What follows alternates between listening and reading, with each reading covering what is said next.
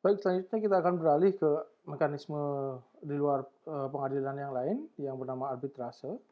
Nah, arbitrase itu merupakan sebuah metode penyelesaian sengketa yang melibatkan satu atau dua lebih satu atau lebih pihak ketiga yang disepakati oleh pihak yang bersengketa untuk menyelesaikan sengketanya dan kemudian putusannya menjadi mengikat kedua belah pihak yang bersengketa. Ini menurut Black's Law Dictionary.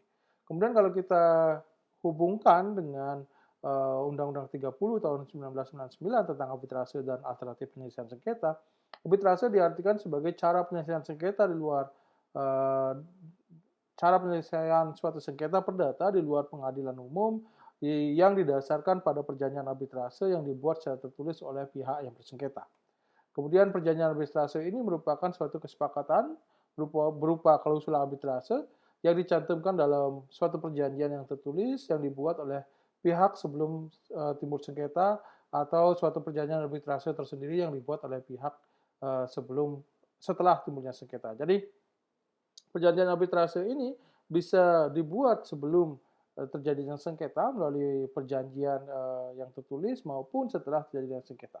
Nah, kemudian eh, penyelesaian sengketa melalui arbitrase ini akan dilakukan oleh seorang arbiter atau lebih. Arbiter ini diartikan sebagai seorang atau lebih yang dipilih oleh para pihak yang bersengketa atau yang diajukan oleh pengadilan negeri atau oleh lembaga arbitrase untuk menyelesaikan putusan mengenai sengketa tertentu yang diserahkan penyelesaiannya melalui arbitrase. Nah, syarat umum arbiter biasanya adalah setidaknya berusia 35 tahun, kemudian tidak memiliki hubungan keluarga atau semenda dengan pihak yang bersengketa, kemudian tidak memiliki kepentingan finansial atas keputusan arbitrase, memiliki pengalaman dan kemampuan setidaknya 15 tahun. Di mana mencari arbiter untuk sengketa lingkungan? Apabila terjadi sengketa lingkungan dan kemudian kedua belah pihak sepakat untuk menyelesaikan sengketa mereka melalui arbitrase, maka pertama arbiter bisa ditentukan melalui proses nominasi individual. Di sini pihak yang bersengketa menominasikan salah satu atau dua orang atau lebih yang akan ditunjuk menjadi arbiter dan kedua belah pihak ini menyepakati bahwa pihak orang tersebut yang akan dijadikan arbiter dalam penyelesaian sengketanya. Kemudian selain nominasi individual, arbiter dalam sengketa lingkungan juga bisa didapatkan melalui Badan Arbitrase Nasional Indonesia atau yang biasa dikenal dengan BANI, yang mana pihak yang bersengketa kemudian mengajukan permohonan arbitrase kepada BANI, ya, dan kemudian pihak BANI yang akan menilai siapa yang layak untuk menjadi arbiter dalam kasus tersebut.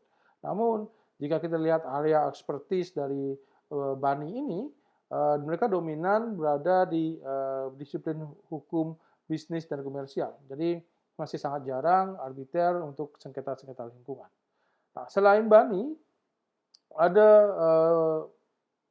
cara yang ketiga untuk mencari arbiter, yakni lembaga penyedia jasa pelayanan penyelesaian sengketa lingkungan hidup atau yang biasa disingkat dengan LPJ. Nah, LPJ ini bisa lembaga yang memberikan pelayanan penyelesaian sengketa lingkungan hidup yang didirikan oleh pemerintah maupun bisa didirikan oleh masyarakat. Maksudnya adalah LPJ ini adalah memang lembaga yang mengkhususkan diri untuk memberikan servis atau jasa apabila terjadi sengketa lingkungan hidup. Ya, nah lembaga ini bisa didirikan oleh pemerintah, bisa juga didirikan oleh masyarakat. Ya, kemudian apabila ingin masyarakat yang bersengketa ingin menggunakan LPJ ini untuk mencari arbiternya, maka mereka mengajukan permohonan kepada LPJ yang dimaksud untuk meminta menunjuk arbiter dalam penyelesaian sengketa mereka. Nah, kita akan bicara spesifik mengenai lembaga penyedia jasa lingkungan penyelesaian sengketa lingkungan hidup yang didirikan oleh masyarakat atau LPJ. LPJ bisa didirikan oleh masyarakat dengan persyaratan bahwa dia harus berbadan hukum. Kemudian anggotanya harus memiliki kemampuan bertindak secara hukum tentu saja dan kemudian berusia setidaknya 35 tahun untuk arbiter dan 30 tahun untuk mediator, berpengalaman dalam penyelesaian sengketa lingkungan setidaknya 15 tahun untuk arbiter, 5 tahun untuk mediator, memiliki keterampilan negosiasi dan konsiliasi ini menjadi syarat yang penting karena keterampilan ini yang justru akan menjadi ujung tombak apakah para pihak ini akan puas dengan putusan yang dibuat oleh arbiter atau tidak. Kemudian pendirian LPJ harus didaftarkan kepada badan pemerintah yang mengurusi dampak lingkungan baik di tingkat nasional maupun di daerah. Jadi LPJ yang didirikan oleh masyarakat ini harus didaftarkan kepada pemerintah tergantung dari lingkup kerja dari LPJ tersebut. Apabila LPJ tersebut melingkupi wilayah kerja nasional, artinya dia harus didaftar di Kementerian Lingkungan Hidup. Kalau di kabupaten, dia harus didaftarkan di Badan Lingkungan Hidup Kabupaten, atau di provinsi di Badan Lingkungan Hidup provinsi. Kenapa dia harus didaftarkan? Karena ini sebagai bentuk pertama sebagai bentuk pemantauan yang fungsi yang dilakukan oleh pemerintah untuk memantau sengketa-sengketa apa saja yang sudah diselesaikan oleh LPJ, sekaligus juga ini akan menjadi pintu masuk apabila ada sengketa yang masuk dan kemudian dimintakan untuk diselesaikan dan masuk ke lembaga pemerintah ini, katakanlah Badan Lingkungan Hidup daerah. Nah, Badan Lingkungan Hidup ini kemudian bisa minta bantuan LPJ yang didirikan masyarakat ini untuk membantu menyelesaikan sengketa. Nah, biaya arbitrase tentu saja untuk LPJ yang didirikan masyarakat, ya, biaya arbitrase berasal dari salah satu pihak atau kedua belah pihak atau yang berasal dari sumber pendanaan yang tidak meningkat, dan kemudian untuk LPJ yang didirikan oleh pemerintah, biaya arbitrase juga sama, ya, dari salah satu pihak atau kedua belah pihak yang bersengketa dan sumber pendanaan yang tidak mengikat dan dana pemerintah. Dalam hal ini di masing-masing instansi yang bergerak di lingkungan hidup memiliki sekretariat untuk menampung menjadi tempat LPJ ini beroperasi dan juga disediakan anggaran yang memadai untuk menjalankan pelayanannya. Bagaimana proses arbitrase? Arbitrase akan dimulai dari sengketa, ya, bisa saja kemudian sebelum terjadi sengketa sudah ada perjanjian arbitrase, tapi bisa juga bahwa sengketa terjadi terlebih dahulu, kemudian baru dibuatkan kesepakatan arbitrase. Nah, kalau yang sebelum sengketa muncul itu namanya pre agreement untuk arbitrase, dan setelah itu post agreement. Kemudian setelah kesepakatan dicapai untuk menyelesaikan sengketa tersebut melalui proses arbitrase, kemudian diajukanlah permohonan untuk mencari arbiter, baik ke BADI maupun LPJ ataupun nominasi individual. Kemudian akan ditunjuk arbiter, dan kemudian arbiter akan melakukan pemeriksaan, memberikan putusan, dan kemudian putusan tersebut mengikat untuk diimplementasikan dalam kasus tersebut.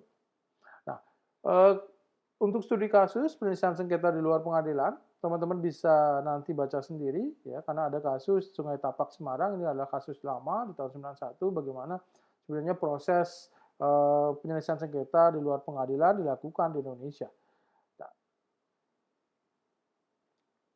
sebenarnya saya akan memberikan semacam summary dari kasus tersebut, apa yang bisa dipelajari dari kasus Sungai Tapak di Jawa Tengah ini. Pertama, ada mitos yang mengatakan bahwa proses melalui mediasi itu adalah proses yang efisien dalam hal waktu.